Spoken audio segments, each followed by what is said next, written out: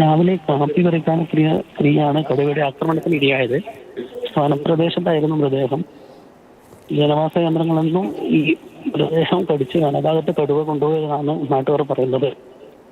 North Wayanad DFO Martin ഗോവൽ ഉൾപ്പെടെയുള്ള വനപാലകരും Mananthavady police inspector Augustine ഉൾപ്പെടെയുള്ള പോലീസും സ്ഥലത്തെത്തി വന്യമൃഗശല്യത്തിന് ശാശ്വത പരിഹാരം വേണമെന്ന് ആവശ്യപ്പെട്ട് നാട്ടുകാർ പ്രതിഷേധിച്ചു.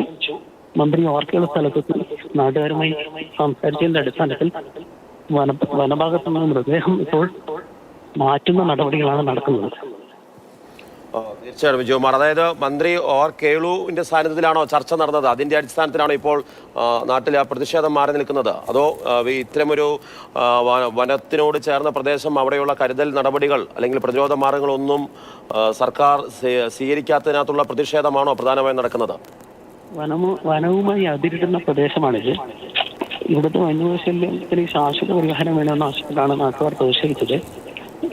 വനത്തിനുള്ളിൽ മൃതദേഹം അനാഥമായിട്ടിരുന്ന മന്ത്രി ഉൾപ്പെടെ പറഞ്ഞതിനെ തുടർന്നാണ് മൃതദേഹം നീക്കാൻ പ്രദേശവാസികൾ അനുവദിച്ചത്. ശരി, ഞങ്ങൾ വീണ്ടും അങ്ങേ ബന്ധപ്പെടാം. കൂടുതൽ വിവരങ്ങൾക്കായി വിജയകുമാറാണ് നമ്മളോട് ഫോണിൽ സംസാരിച്ചത്.